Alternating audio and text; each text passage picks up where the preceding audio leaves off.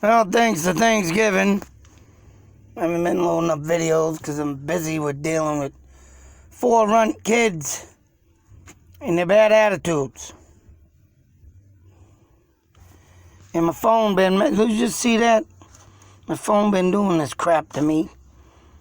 Goddamn stupid friggin' thing been tapping off on me. Then it'll stop, then it'll tap my story off. Jesus Christ, I don't know what the hell's going on. Anyways, I wanted to do this. You want a story that sends a chill up your spine.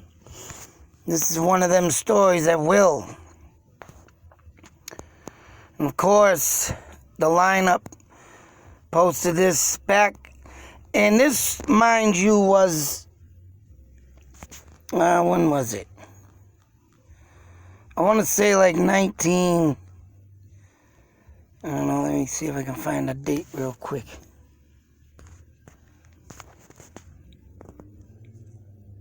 What the hell's the date? But this has so much similarities to the Villisca Axe murders in Iowa. But this happened in the winter. And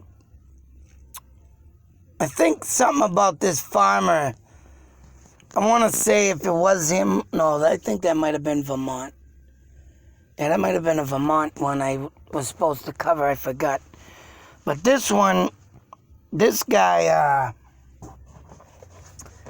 hang on, let's see, I'm going to block that sun. Nope, ain't going to be able to. This farmer, Andres Gerber, this is from Germany, I believe. Somewhere out in the Middle East. Germany or Russia. In days before the murders, told neighbors he had found strange footprints in the snow leading from the woods towards his house, but the footsteps never leading away. Found an unfamiliar newspaper.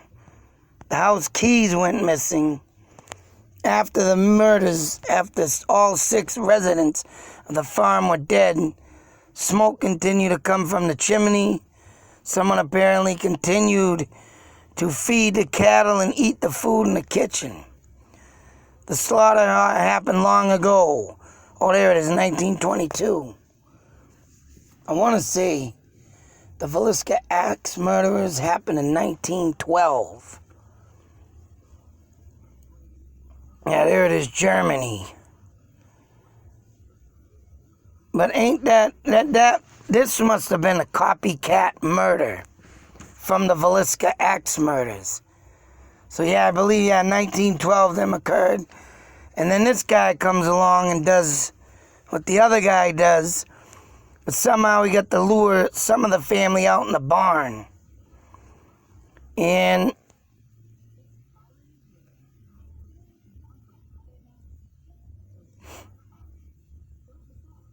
it was just these cases, man, are the ones that, really bring the question. Now, I don't know if I can't say if there's anything been like this since, but you got murderers that went into people's houses all the time. But just like the Axe murders, this person never got caught. Never. And the bodies were discovered days after the murders, when the 7-year-old didn't show up for school.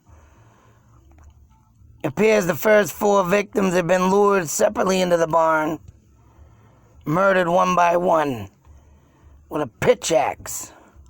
I believe that's one of them axes. It's like got the 2 sharp points on each end.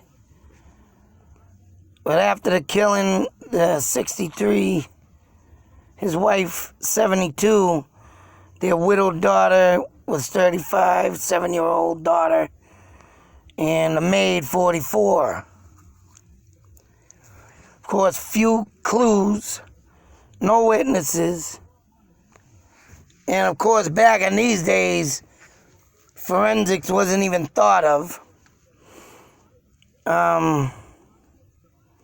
The person removing of the heads of the victims and sending them to a clairvoyant in Munich with no results.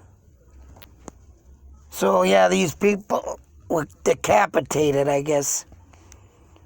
There were questions, 100 suspects. Now this happened, to me, this, like I said, happened to been a copycat of the Villisca murders. So of course you ain't gonna see or hear of no person. They just did what they did. And whether or not, now they claim that the Villisca murders, that the guy still lives there. I don't know if he killed himself or ended up just going back after his death, spirit in mind. But,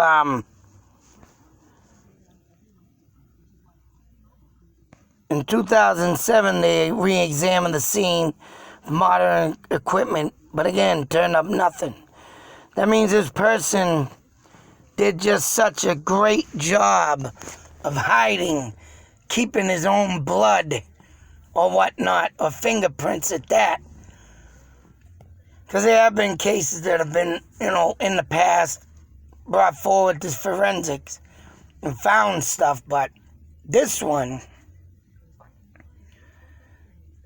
and a lot of the evidence, as you can see here, were lost.